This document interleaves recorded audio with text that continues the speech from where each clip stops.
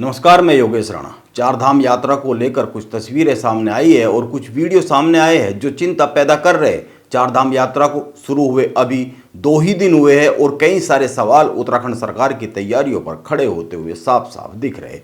हर साल पूरी तैयारी का दावा किया जाता रहा है और इसके बाद हर साल अव्यवस्थाएं सामने आती है।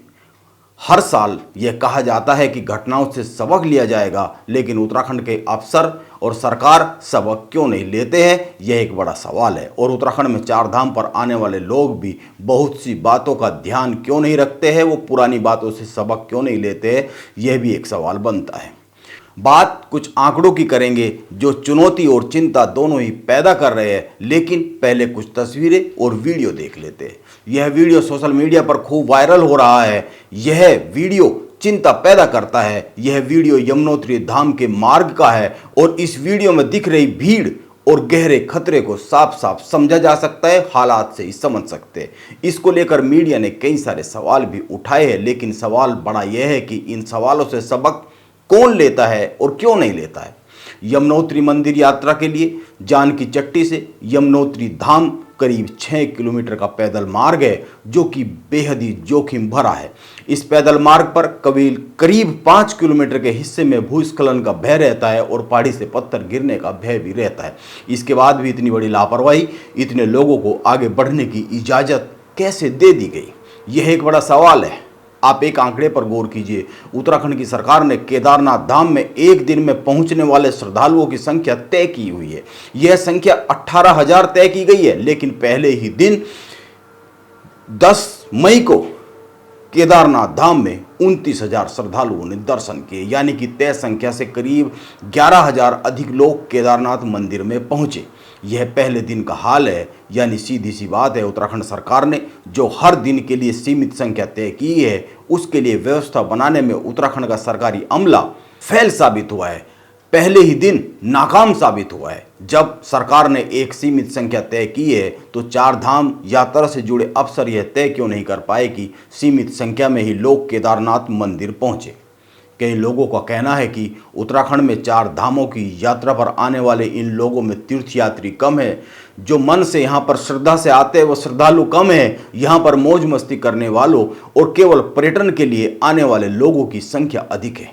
इनमें से अधिकतर आध्यात्मिक यात्रा पर आते नहीं है, उनको आध्यात्मिक यात्रा से कोई सरोकार होता नहीं है। बहुत से लोग केवल तस्वीरें खिंचाने और छुट्टियों को एंजॉय करने के लिए यहाँ पर आते हैं। यह बात कुछ हद तक सही भी बनती है। केदारनाथ मंदिर जाने वालों में कई सारे लोगों को पुलिस ने पकड़ा भी है नशा करते हुए।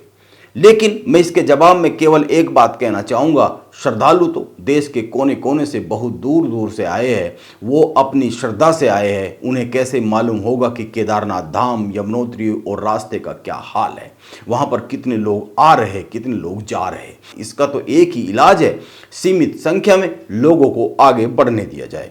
और ध्यान में यह भी रखा जाना चाहिए कि हर साल सर्वाधिक दर्शन का रिकॉर्ड तोड़ने की मंशा उत्तराखंड सरकार की ही रहती है। उत्तराखंड सरकार चाहती है कि जब यात्रा समाप्त हो तो वह यह घोषणा कर सके कि इस बार पिछली बार के सारे रिकॉर्ड टूट गए, इस बार इतने श्रद्धालु उत्तराखंड आए।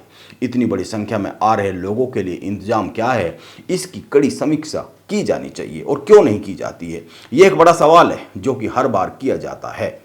इस तरह की अव्यवस्थाओं को लेकर सवाल हर बार उठते हैं, लेकिन इन सवालों के उत्तर में कोई काम होता हुआ दिखता नहीं है। यह एक बड़ी चिंता की बात है। भगवान के धाम में आए लोगों की सुरक्षा भगवान के भरोसे तो नहीं छोड़ी जा सकती है। आप गौर कीजिए, चार धाम यात्रा पर पहले दिन उत्तराखंड में चारों धामों पर 40,000 से अधिक लोग पहुंचे।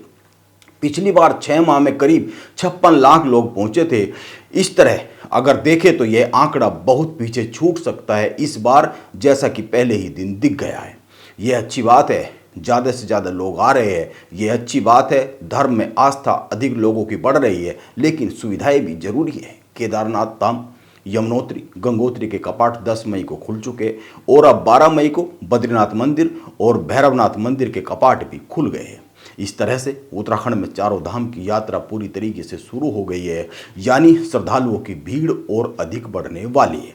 इस भीड़ को कैसे नियंत्रित किया जाए और कैसे सुविधाएं बढ़ाई जाए, इस पर यात्रा शुरू होने के बाद चर्चा से कुछ नहीं होने वाला है। इस पर उन 6 माह में काम होना चाहिए जब यात्रा नहीं चलती है।